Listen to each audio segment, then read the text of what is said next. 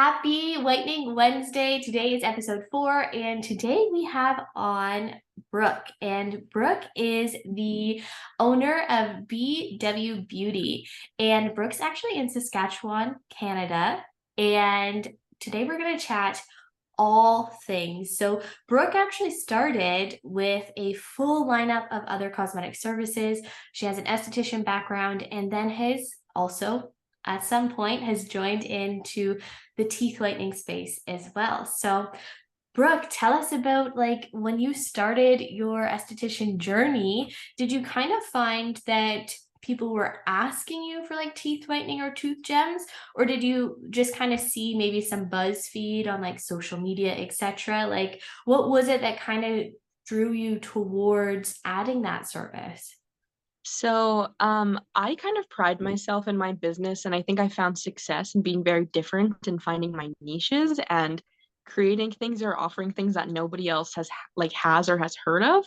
So I kind of use most of my time to seek out these things and seek out the things that people really haven't heard of yet or is not trending right now. And I kind of like to make it trending.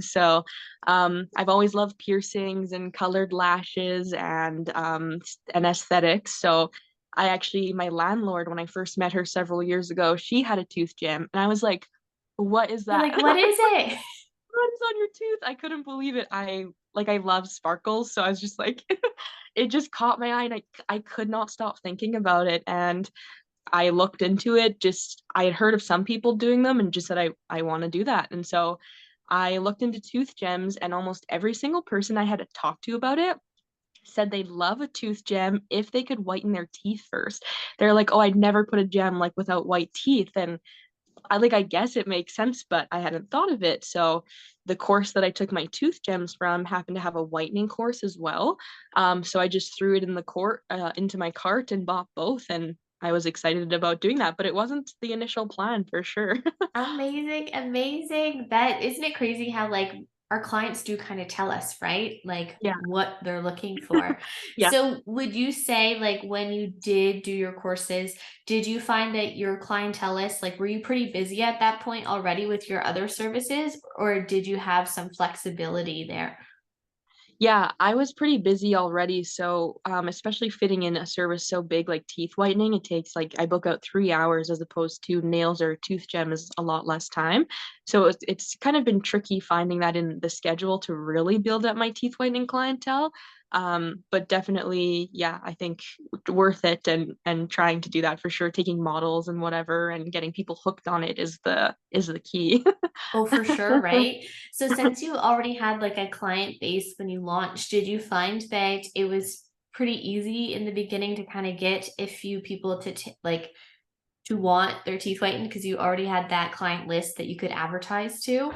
For sure. Yeah, I think that always is going to help to getting yourself established and getting a clientele and then adding more things to them because you always have like a good 5 to 10 clients who are like whatever you offer, I'm buying it kind of thing, and they're the best always. So definitely I think that helps, and you advertise it to them and you get them in, and then that's word of mouth for sure. No, Yeah, so I think 100%. it does help. Yeah. Now, did you find since you already had an established business and obviously for different things, I'm sure, and in the cosmetic world, like you probably already had your gloves, your disinfectants, like all that kind of stuff. Was there anything that you took when you took your teeth whitening course that you're like, holy smokes, like I didn't even think of that, like when it came to infection control and that kind of stuff?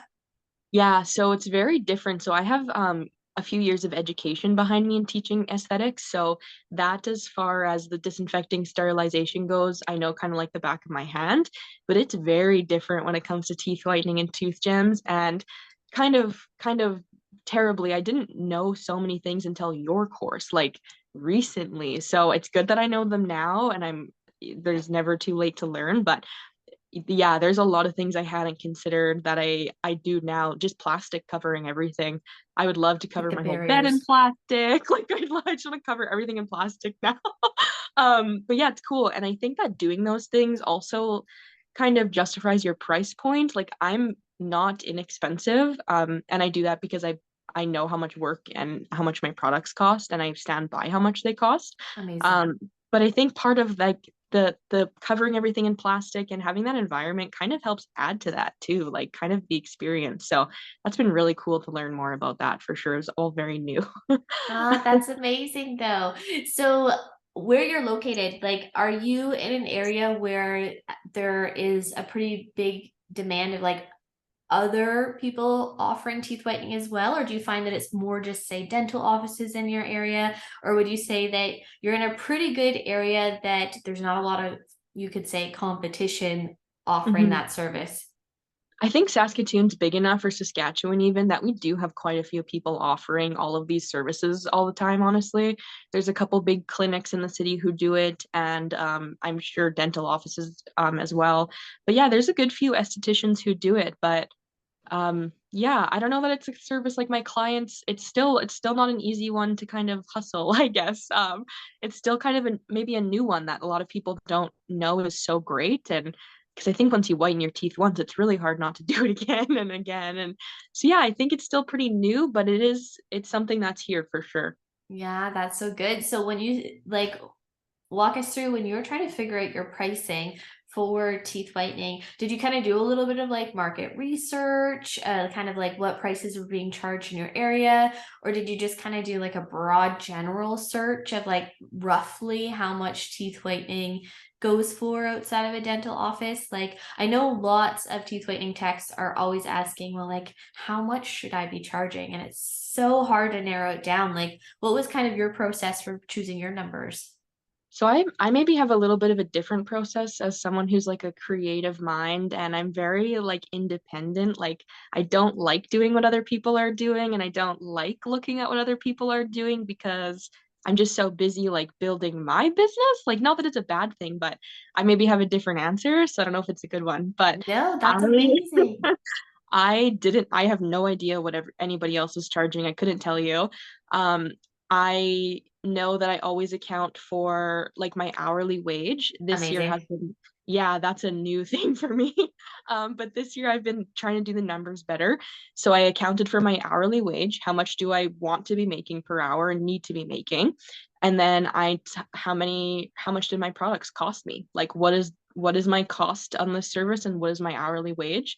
And I put those together, and that's my answer. And probably on the higher end of being expensive, but I find that being a more expensive service almost kind of contributes to your business image in a way. I want people to see it and say, oh, it's more money, it must be better, because that's usually the case. And I want them to feel that way. It's a little more expensive, it's kind of tougher to pay for, but it must be good.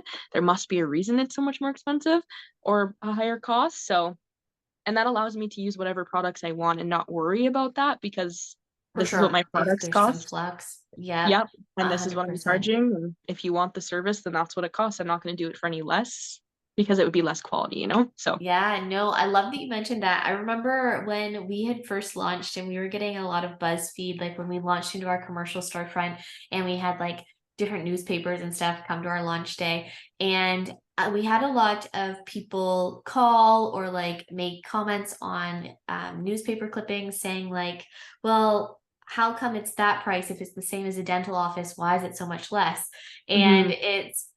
it's a little bit different when we're chatting dental prices because I mean they are next level, Yeah. but it I love that you mentioned that quality does a lot of the time reflect your price, Yep. right? So 100%. yeah, that's amazing. Now, do you feel like you give a little extra to like make your service maybe a little bit more high standard, you could say? Like, do you do a little goodie bag or anything like that? Yeah, and I think charging more like makes you want to do that even more. It's like I'm charging like a couple $100, which in this economy, I think we can all agree, like it's not easy to pay for. For And so I sure. kind of, if I'm gonna charge that much, better make it worth that is kind of how I feel. So I do little goodie bags that have the rest of their desensitizer and remineralizer. I pop that in the Ooh, good bag, idea.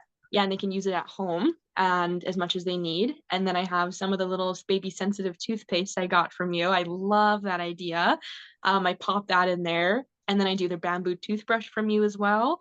and little aftercare cards, like what So do I do in fun. this case, and then lip balm because that's super important. Especially this time of the year in Canada, right? I know I'm like chewing my lips right now. I know it's so bad. I know. So yeah, I do that and I love it. And I just got the take home kits too. So I won't do those complimentary, of course. Maybe one day include them in the price would be kind of cool. For sure. But yeah, I have those on the shelf too, which is awesome. So that's cool. Yeah. Ah, so good. So, what would you say is like the number one question that you get asked all the time by clients when they are inquiring about teeth whitening? Like, what's that number one question that you always get asked that then, like, it's just majority of all clients are asking you this? What would you say that it is? Because I know what I'm always asked. I'm going to tell you what I'm always asked after, but I wonder if it's the same that you always get asked too. Yeah, I'm curious about yours too, but mine is that about the sensitivity. Everybody's so scared. I'm like, but I'm gonna get sensitive teeth, right? And that's a tricky one because I've got sensitive teeth. I grind them so badly and I eat a lot of sugar, uh, which I think has an impact, but that's fine. So I whiten my teeth with an old system I used that I have a feeling was like completely hydrogen peroxide, now that I know what that means. And so I got such bad sensitivity. I couldn't even touch like fabric. Like Oh I no, think you were like I Rachel, I swear I never want to feel that again. Like it was so, and I'm sure my spouse thought I was just being dramatic, but it was horrible. So oh, I say I'm like I understand the fear of sensitivity out of all people, but now I have the knowledge to kind of educate them on like why it happens and it won't last and all that. So it's nice.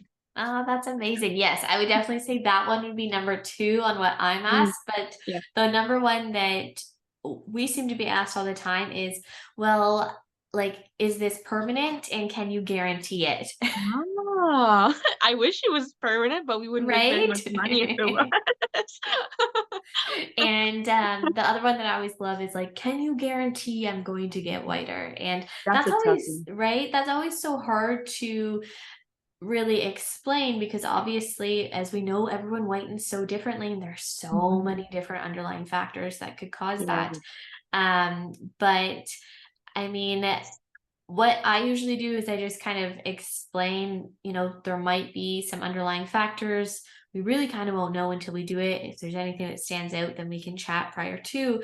But would you say that, has there anyone, like, have you ever had a client come to you and they haven't gotten any results before? No, it hasn't really happened, but it's always the fear that it's gonna happen. Because I tend to be really like emotionally discounting things, and that's a hard thing to not do. So I'll just refund right away. I'm like, hey, it didn't work. You spent $200, like or whatever. So I just immediately because I hate confrontation so much. But I can't. You can't make money when you're doing that. So it hasn't happened yet, but I make like a very big deal of before the service, like I cannot guarantee this. If that's not okay with you, like let's stop here because I would way rather just like set the bar so low and that's what I always do and then the results are so good they're like oh wow like so I really I'm like listen I don't even know if these are gonna whiten like they might not. So I really under promise and over deliver is usually the best. But if I were to not get results, then at least like we talked about it so much. Like Right. it would suck, but at least it's like they were very clear and hopefully that would help. So yeah, Yeah. definitely. No, that's amazing that you're so straightforward on that because that's the most important thing, right? Yeah. I find whenever there's been times when I've like seen a smile and like, oh, you're gonna get such great results. That's usually when they don't get good results. And then you're like, Yeah. I give up. Yeah. I don't know what to do. Yeah. And I think having a dental background would probably help more because I am sure that there's stuff you can see on their teeth, obviously, like contraindications that I simply don't really know. Like some clients have come and I see something on their teeth or something about them. And I know I'm like, that's got to be something because that's not something I see often, but I don't know what it is. So I think over time, hopefully I start to learn, yeah, probably contraindications you can see before you even get started, I'm sure are there for sure. Right. And honestly, it really comes kind of like what you mentioned experience, like even coming from the dental background, seeing something in a textbook and doing it on a test, and then actually finally seeing it in person Oh are yeah. two very different things. Right. Yeah. So I would say it really just does come with practice and experience, really starting to notice those things over Mhm. time. Yeah. But yeah, as long as you cover your butt and you really make it very apparent that this might not work, then Yeah. then Yeah. you're usually good to go, right? Yeah. Yeah. I had my first model that I had done with your product. I was so nervous. But I had known I'd been enough equipped with the knowledge that I'm very secure in the fact that wait 24 hours, like just give me that and then message me. But I was nervous, of course. But yeah, the next morning when she messaged me like they're so white, I was like, okay, we're good, we're cool. So You're like, yeah, I having can the breathe. knowledge helps. Yeah, for sure. And having the knowledge helps. Like this is why it takes 24 hours. Like that's just the way it works. It's so that's helpful for sure. Right. Now, do you find like I know you have like a full list of services. Like tell us all about the things that you do.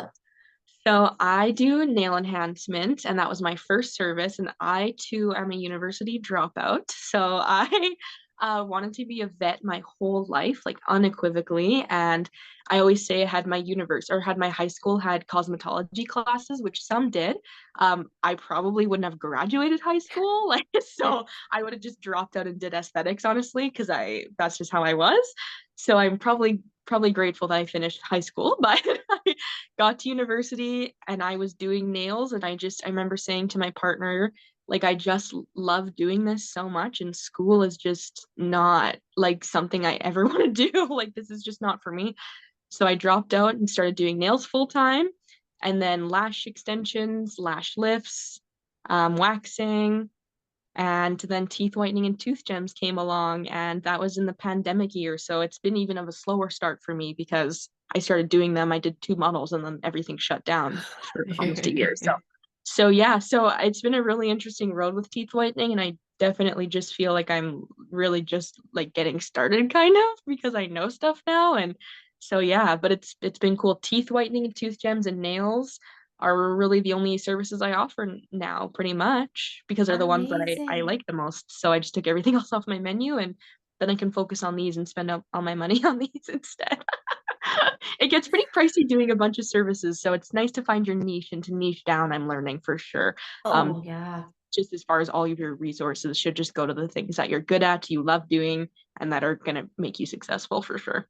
I can imagine it's probably so much easier to really narrow down and become really good at Yeah. those specifics instead Yeah. of, and also I can imagine it's probably hard to carry all that different stock for all those Yeah. different things, Big time. right? Big time, for sure. So scaling down and finding your niche is kind of what I'm learning is like, I think the key to being successful, why are you different than everybody else? Find what you're good at and just do that. And you'll find the clients that are perfect for you that way, I think. So, Oh, 100%. Yeah. yeah. Ah, that's so good. So, would you say that like your goal is to really ramp up lightning and gems within the next year or so? Yeah, I don't know what it is about them, but I love sparkly, I love shiny, like I love, I look at people's smiles as soon as I meet them, like I just am obsessed with it. So I would love that. I think like in an ideal world, I'd have like 10 nail clients, and I would just whiten people's teeth and put gems on them all day. Like I would just love that. So I'm trying, and hopefully, yeah, this year, lots of things can happen in a year. My gosh. So I'm excited to Right? see. No, So for I'm excited. sure, right? Now, what do you find like what's the one thing that you find that you're really good at when it comes to whitening, and what's one thing that you find that like you still kind of struggle with whitening? Hmm. I have to think about that. I was so nervous to try the gingival barrier. I almost messaged you the night before my first service. Like I had done it on a practice mouth, like you did. I was like, well, Rachel did this, but it stuck to the practice It mouth. Like does, it does. yeah. And I said to my partner, I was like, you have to let me practice this on you. Like I did it on myself 10 times. I pretty much used the whole syringe, I swear. and it was coming off fine, but I was like, if this happens to a client who's paying me $200, like I will just close my business and rename or be a vet like I wanted to be. I don't know. But so I was nervous about that, and I still struggle with that, just because it's new to me. But I'm really good at applying it to the teeth and not touching the gum line at all because I Awesome. don't use a gingival barrier. I had to learn that skill. So That's I amazing. I really pride myself in never burning someone's gums. I don't know. It's just something I've never done because I'm good at applying the gel, I guess I would say. That's so good. And then would you say, since obviously you have such a history and experience with working with clientels and being, all up in their grill all the time for different things, would you say that you already had some pretty good confidence working on a client as well? Yeah, maybe that's why there's not something I particularly liked was a huge change for me because yeah, you work with people so long, it's just like not weird anymore, honestly. So I think that's probably what it is. But I guess I am self-conscious about when you work from home. It can be trickier to like feel bougie or feel luxury. My studio is gorgeous, but I definitely try to work towards being like a dental clinic would be like, Awesome. if that makes sense, like just trying to be, yeah, more than just like a home studio, make them feel like they're still in like a clean space, like when their teeth are open and their mouth is Right? open. So that's been trickier in a home studio. But yeah, definitely not too bad Yeah, for no, sure. that's great. And I feel like we get into our own head about that, right? Like we worry about that, but your clients probably isn't No. thinking of that at all. But I get it. When I was in my home studio, I totally had I was weird about it too, right? I felt like I couldn't charge as much and that I just felt weird about it. But I think you do get over that because I mean at the end of the day, I'm sure you're noticing having a home-based business, that's very huge financially, Yeah, right? oh my gosh. Yeah, for sure. I used to think a couple years ago I kind of felt really insecure and was like my business image is pretty like bougie is the word I always use. I like Love to be it. yeah, I like to be high end and like extra and it's kind of hard when it's like, oh, but it's in my house. Like you do kind of feel self-conscious. But so I thought, should I go rent a space? And one of my clients like totally changed my mind on it. She said, you're going to get different clientele depending on what kind of space you're in. And if you have like this high-end luxury boutique, which is great, you're going to get like different clients. Like my clients, she said, I love that I can come to your house in PJs, honestly, if I want to. I am good and you're cool with that. And I always try to look nice, but my clients can look however they want. And they said you're gonna get a different clientele, and that kind of changed my mind about it. I love the clientele I get now, and I'm comfortable in my house. So, and it's such a big thing. Like it's so many people work from home. It's just I don't think it's that weird anymore. Right? But Especially when after COVID. yeah, especially after COVID. But yeah, so I think that's probably what I'll always do. But it would be nice to have like a beautiful space and but yeah, to pay another rent, like that's huge. That's a big deal. And Right? that's a huge commitment that I don't know. I don't know if I would for Yeah, sure. and especially kind of what we were talking about prior to was how you're saying that you're really blocking off, you're really setting your boundaries and like blocking off your time, which is Yeah. massive. And say if you were to go into a commercial space, you would lose that in a sense, since then you would have to see more clients to then make up that lost revenue, right? To cover Yeah. those bills. So it's such a catch 22. Yeah, it is. It's like the bigger space. My dad's a very successful businessman, and he said he upped his space because he thought it would bring in more business. But then you're just paying for the space. Like you're constantly paying for more when you constantly grow. So there is certainly a perk to, yeah, not not paying an extra rent for sure. That'd be a lot of stress, I think, and it might take the love out of it too if you're so pressured. Like I just can't be pressured. I'm not that kind of person. I'll just crumble. So. Right. I like to enjoy this, and if I make less money enjoying it or whatever, or work from home, then I think that's worth it. So, but yeah, it's not very taboo, I don't think anymore. I think just for us who started in 2015 or before that, it's still taboo because people felt that way back then, for sure. Oh, for sure, right? For Yeah. sure. Yeah, it was No, different. it's definitely changed a lot. Yeah. But no, this has been so great, so informative. Now, if you could go back in time and tell younger Brooke about teeth whitening and tooth gems, Yeah. what would be the one thing that you wish that you either did a little bit differently or could have, possibly maybe found something different, maybe a different type of course, or not even a course, but even just that one piece of information that you wish that you knew prior to starting? What would have made your journey a little bit more like clear and, I would say, quicker? Because Yeah. I feel like a lot of us hold back because I get so many DMs that say, I am trained, I have the products, etc., but I just don't feel confident. What Yeah. would be that one thing that would make you feel like more confident? What have you found? I wish that I knew that it's not a service like any other aesthetic service, in my experience. You kind of get so used to looking for courses in this industry, in the aesthetics industry, and quite honestly being disappointed because they're just there to like legally make you allowed to do this or what have you, certify you, license you, and you're so used to as an esthetician just teaching yourself everything you need to know. And like a successful artist will find that information on Instagram and groups and communities, Right. and you have to take it upon yourself to grow, otherwise you're just not going to be successful, because it changes so much, this industry. But teeth whitening isn't like that because I think we can at least all agree it's a dental service, and it's not a big community in aesthetics right now. And there's also nobody in the community who that I know about anyways, not to discredit anybody, but I'm not aware of, that is a dental professional and offering aesthetics teeth whitening. So there's kind of the cosmetic side of it, which I think needs, a lot of work because it's so new, just like everything else. And I think that you desperately need to search out someone who is a dental professional, and get your information from them, because that is who should be teaching you how to whiten teeth. Like, that is the people who know how to do it. You know what needs to be done. And in my experience, someone with just a cosmetic background just doesn't have that. And then it sets you up for failure because you had said, I think yesterday or sometime, um, someone learns and then teaches, and then they're teaching their The students everything domino, they know. right?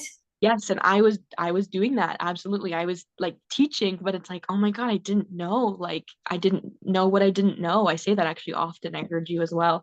You don't know what you don't know. And so I think, without being a paid plug, like, just go to Rinso. Just stop looking anywhere else, quite honestly, because yeah, it's not like other aesthetic services. You need the help of the dental community, and is, I guess, the bottom line at the end of the day, I think. Oh, well, thanks so much. I'm not a paid actor.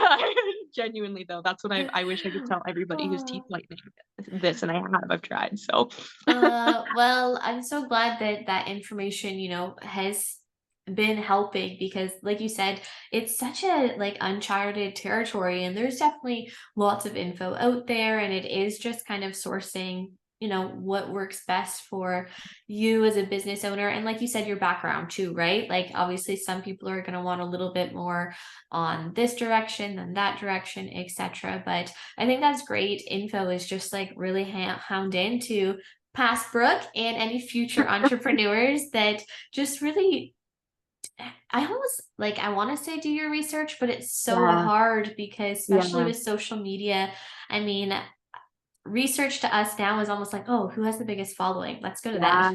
Yes. And it's like we say, you hear it a lot in the lash community because it's another new industry. Do your research. And clients are like, what do I research? Like Right? what is good? Like, I don't know what I'm researching. And I noticed that a couple years ago.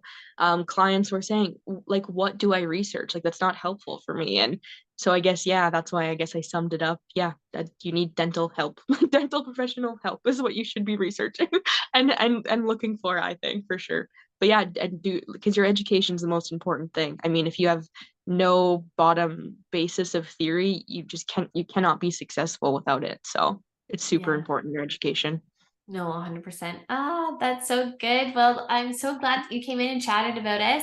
It sounds like your business, like you really have this winding road, but you've really kind of figured out what you like, what you don't like, what's Yeah. working, what's not working. Yeah. And it's so fun that you have all these new things on the horizon too, Yeah. which is awesome. Yes. So, let us know, like, where can any of our followers follow along with you and like see all the fun things that you're doing? What are all your handles? So my main account you can find pretty much everything on is BW Beauty and then YXE at the end. So BW Beauty YXE. And then you'll find pretty much all of my content there. You can find my teeth whitening page linked in my bio there if you want to see really fun stuff that's coming soon. If you're in Canada, yeah, follow that along. But BW Beauty YXE is where you can find me. Amazing. And then tell us, like, so that thing that's starting, are you going more consumer based or are you going more like business based? Like, who should be looking this up? Should it be fellow techs or would you say it's like more like C2C, so like customer to customer? Yeah, I would say I'm mostly targeting customers right now because I have to figure out the wholesale aspect of it. But one day I would love to sell to other Canadian businesses and have them retail the product and make money off of that too without Yeah. having to do all the work. So they're at-home teeth whitening kits. So it's your awesome products, which thank you for making that possible. So it's your awesome products boxed up in a little kit that allows you to do teeth whitening at home. So one Amazing. day, yeah, one day right now, one day hopefully it'll be available for, yeah, other small businesses, but right now just for people in Canada who want it shipped to them. Ah, that's amazing. Well, thanks so much, Brooke. And we can't wait to continue to follow along. Yes, thank you so much for having me, Rachel. It's great to know you and great to talk to you. Yes, you too. Well, thanks so much, guys. I hope you loved this episode of Whitening Wednesday, and we will be back next week with another teeth whitening technician.